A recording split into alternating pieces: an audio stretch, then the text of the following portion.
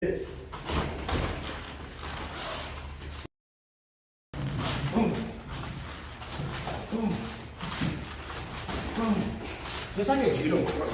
You know, judo. Boom. Let's practice. Boom. Don't do it against. Boom. Boom. It's not going to get you there fast. Boom.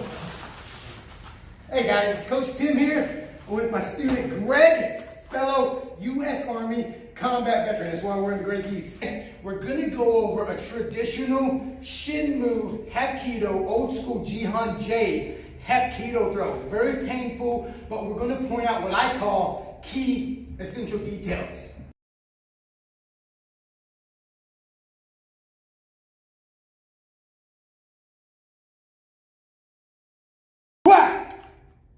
Okay, key essential detail number one, pay close attention to my wrist turning.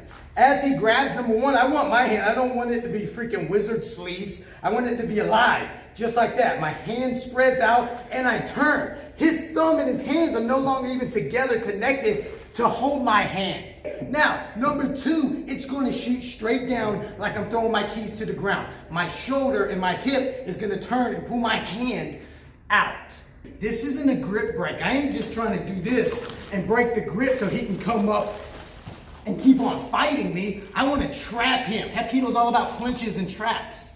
So I need to trap him. I need to break this grip and trap it with my other hand. My leg is going to step forward and this hand's going to grab the loose hand. So I broke the grip and I trapped. My hand is free. I pulled his arm out. I can see what I call the platform, shoulder, elbow, wrist. Now my hand, just like I'm using my thumb and my key finger webbing, is gonna shoot up above his elbow into his tricep. Now from there, I'm still losing him. I gotta dynamically pull myself over, almost like I'm doing a judo throw. I've got to shoot under him, just like if I was doing a judo throw. Nice, good base. His shoulder is, his armpit is in where my shoulder is in a nice pocket. And his elbow, I can hold or I can see. Now from here, all I have to do is pull down.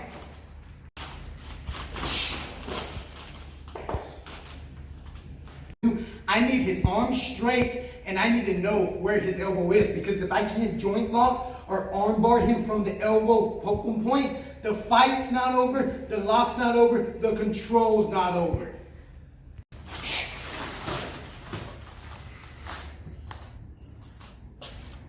My outside hand knows where his wrist and his elbow is because I can see his elbow, I can see his wrist. My back hand knows where his elbow is because I'm literally holding that, or I'm holding his tricep. Now I know his focal point is there. I can lift my body up as I pull his arm down. But what if he gets out? What if I don't control his elbow? His elbow's in front of me right now. What if he pulls his elbow back just a little bit? Now his elbow's behind me. Guess what? It's even worse.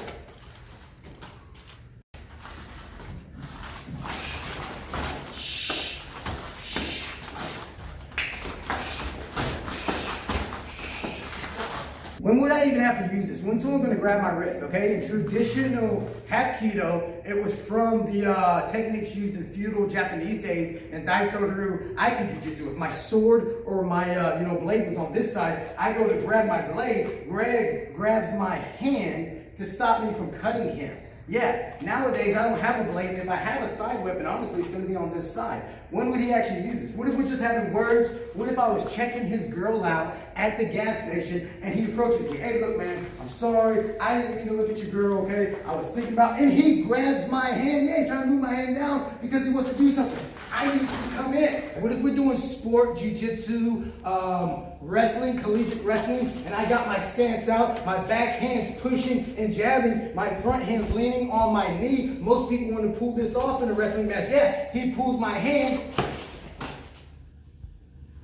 Or if we're just tangled up, what if I put my hand on him? Hey man, back off. He grabs me. Yeah, even if he uses two hands right here, I shoot off, I come in. Now his elbow is in front of me, I tap him. If I can't get that and he pulls his elbow out, whoa, I can still get it.